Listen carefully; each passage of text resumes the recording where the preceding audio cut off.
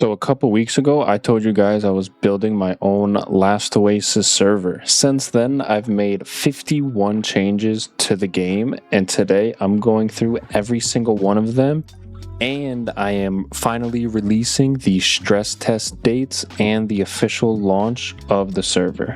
So if you guys are interested, make sure you guys stick around to the end. So without further ado, let's get straight into it.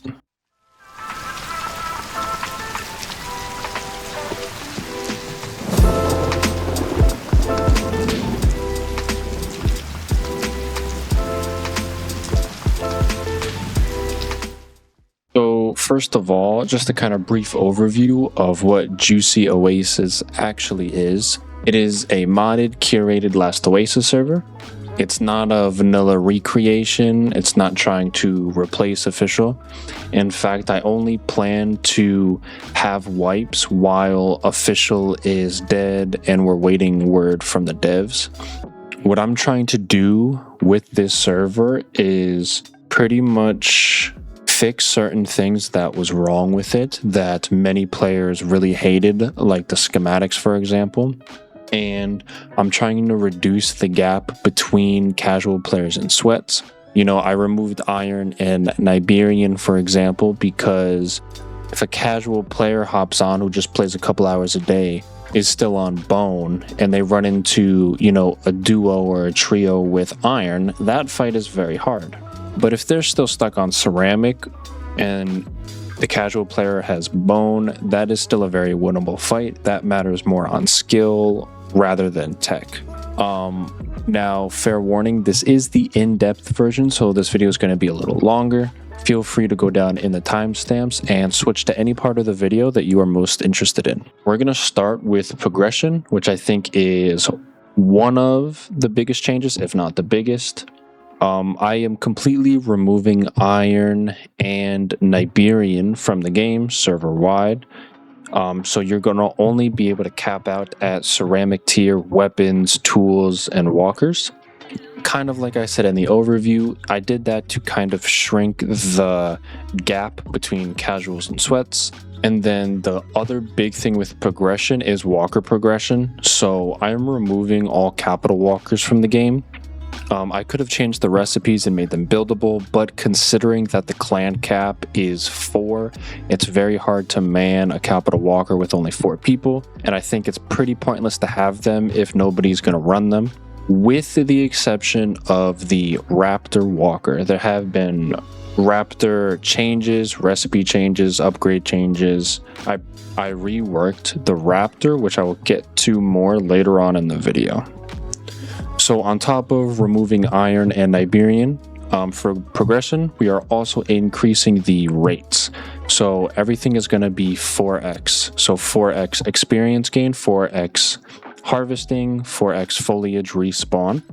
And on top of that, I am also going to make it easier for people to get modules, which means easier for you to get crafting speed modules. I'll get to that later in the video as well. But I did this because I wanted it easier for players who get raided or who get killed a bunch of times to not really care about it and to keep playing and make it easier for people to regroup after taking a bunch of losses. Wipes are going to be every other Sunday at noon Arizona time, which sometimes were MST, sometimes were Pacific. But the wipe times will be in the Discord for everybody to see the exact times. Now, some people might be a little weary, like, oh, 2 weeks is really fast. How can I progress all the way, you know, in just 2 weeks? Here's the thing. Even as a casual player, let's say you're playing 3 hours a day, or even 2 hours a day. You have permanent sleeping giants. You don't have a schematic grind, really. You don't have a walker rig grind, really, because you're going to be getting those from camps anyway. You don't have iron. You don't have nibiran. Everything's capped at ceramic, so you're going to hit endgame pretty fast. And again, I did that on purpose so that people can just focus on playing the game and not have to worry about and rage quit when they die a bunch of times. And frankly, even if you get raided, unless it's a week and a half in, you can get everything you got back pretty quickly on a 4x with permanent sleeping giant and a permanent quality tile. Moving on to clan sizes, I'm going to cap clans at 4 players. I did this to avoid the Zergs, but wanted it big enough so that, a small group can play together. If you are a Zerg and you are looking to join, you guys can break off into 4-man groups.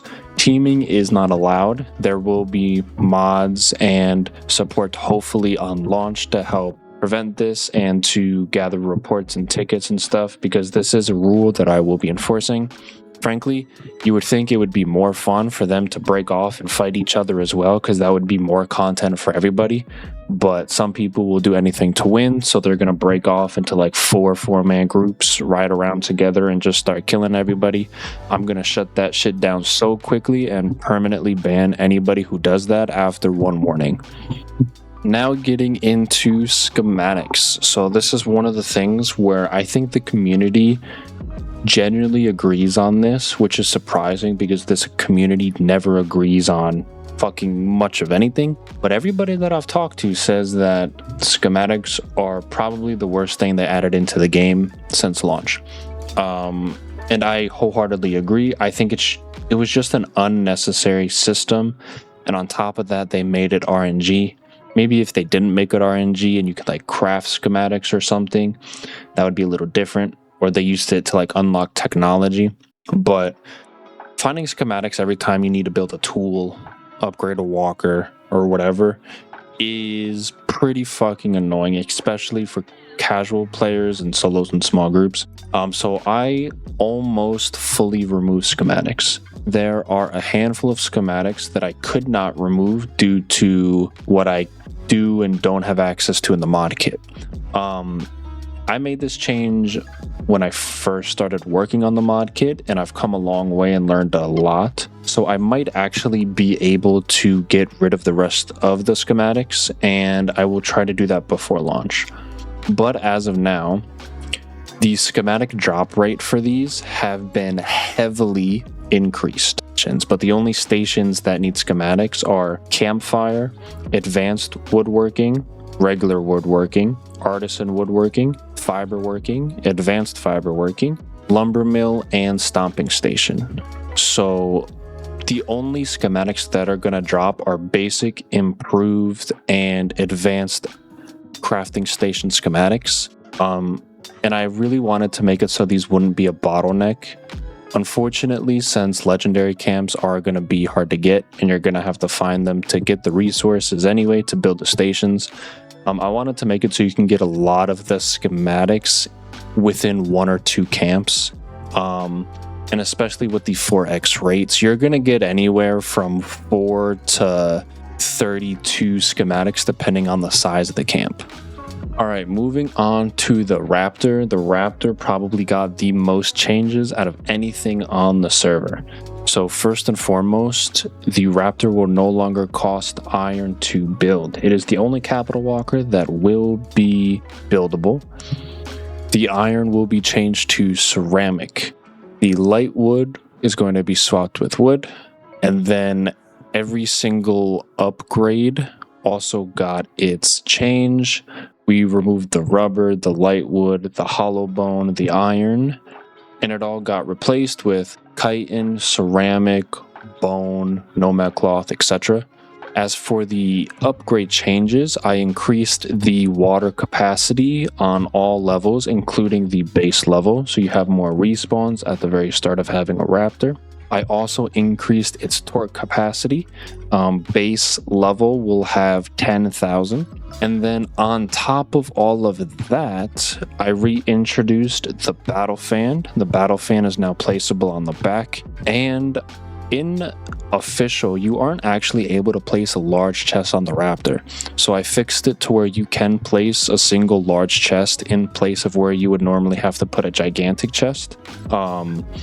But as for like being able to build more on the deck, I'm going to hold off on that. So the Raptor got a pretty big overhaul here, and that was on purpose because I think the Raptor is the most fun walker to have, and to actually have it buildable and usable, I think is going to be really fun and bring a lot of fun scenarios to the server. Now getting into the Proxy. So I removed the proxy license since there's not going to be ancient cities spawned on this map, or on the server rather. I removed the proxy license and I just heavily increased the building cost for the proxy. I don't want proxies to be up, within the first hour or two. So it is a pretty steep cost. You're going to need a lot of ceramic. But I didn't want to make it crazy impossible and a crazy grind. Because it is 4x, it is going to be a little easier. So when you see the proxy construction costs, I did increase it to try to incorporate the fact that this is a 4x server, not a 1x server. Proxies are going to work like normal for now. No other changes to the proxy besides the recipe. All right, now we're getting into combat and raiding. So right off rip, walker zeroing is removed from the server. The only way I was actually able to do this as of now is remove the charged boulder entirely, because that was the only ammo type that actually did damage to heavily damaged walkers. If you don't know, when a walker gets below, I think 25% or 20% health, it goes from reinforced to heavily damaged. And then the charged boulders were needed for heavily damaged armor types. So that has been completely removed and removed from the tech tree. Next, getting on to the loot and meteor drops. So I increased the meteor spawn rate slightly because I'm not going to have a lot of tiles. There's going to be a lot of people, hopefully, fighting over the meteors. So I increased the spawn rate to account for that. And on top of that, you won't get iron from meteors on Sleeping Giant. And the meteor recipes are going to work the same. 3 meteor cores for 1 charged rock. The only other loot that was changed is walker rigs. You can get them from walker events like normal. That has not changed. What I did is added them to the Rubu Camp loot tables. So now you can get all rigs for every walker available on this server, which means excluding capital walkers, besides the Raptor. You can get them all just from looting Rubu camps. I wanted to make those rigs more accessible as well, so people weren't bottlenecked and didn't have that feeling of, oh, I can't do any events because they're all gated by 4-man clans and I'm a solo or duo. Nope, even solos and duos are going to be able to get the rigs just by looting camps and playing the game like normal. Next, getting into world and weather. 2 quick changes here. I removed the eclipse because it was just annoying and I think it was unnecessary. Everybody just stopped for 10 seconds unless you were in a base. The other world change that I did is removed the lake water damage. Again, I thought this was an unnecessary addition. It just made doing cattail annoying as hell and just added 1 extra step of crafting the swampwood galoshes. I think that was just an unnecessary addition to the game, so I removed it. Next up, getting on to recipes. So we've got 4 recipe changes incoming. The first one is going to be the gigantic chest. The iron requirement switched to ceramic. The concrete walls are getting a recipe change. Those are switching from iron to ceramic. I did this because I increased the spawn rate of the meteors, and it is a 4-time server, so you're going to get more regardless. So I didn't want 4-man clans or 3-man clans to just go around and have easy stone or clay raids on solos and duos. So I made concrete walls pretty much accessible to everybody. Since Sleeping Giant maps are permanent, you're going to acquire a lot of ceramic pretty quickly. And I did that by design. So even though there are going to be more meteor cores, out in the map in players' hands, the cost to raiding bases is also going to go up. Just some other random little recipe changes I made. The split durable water sack went from iron to ceramic. The cloak got a whole new recipe that's just going to be 10 nomad cloth, 50 cotton, and 10 bone glue. Next change is going to be regarding the merchants. So because there is no ancient city, what I did is I lowered the price of walker modules, or the walker module parts rather, to 100 flots, just like the ancient city. I also increased the amount of sell orders and increased the minimum sell orders that each merchant will have, so that shouldn't be too much of a bottleneck. As you're leveling up, you're going to get flots anyway. I removed the ocean merchants from both Canyon and Sleeping Giant. So before you were able to sell to the merchant and get flats, I removed that, and I'm going to replace it with something else later down the road. I also cleaned up the tech tree a little bit. All of the nodes that say super long item name, I just removed. I don't know why they were there in the first place, because I'm pretty sure they don't actually unlock anything. You can still get ash from burning wood at a campfire regardless, and you can use charcoal as fuel anyway. So I'm not sure why those haven't even been removed, but I did remove them along with the charged boulder node in the construction tree. Another random little change I did was remove the animation needed for using the fragments. For those of you returning to the game and who don't know, fragments just now give XP, and when you right click on one in your inventory, you do this little animation and you get 1000 XP. In this case, on this server, it'll be 4000 because it's a 4x. I just removed that animation just so you can spam it and use all your fragments and level up. If you guys are interested in playing this server, there's going to be a Discord link down in the description where you can see and read the full changelog for yourself, as well as wipe announcements if anything decides if I need to change anything, change any dates, or push it back or anything. Joining the Discord will let you know ASAP instead of waiting for my next video on it. Now, for the stress test and the official launch, the stress test date is confirmed. It's going to be Thursday, September 10th at 12 p.m.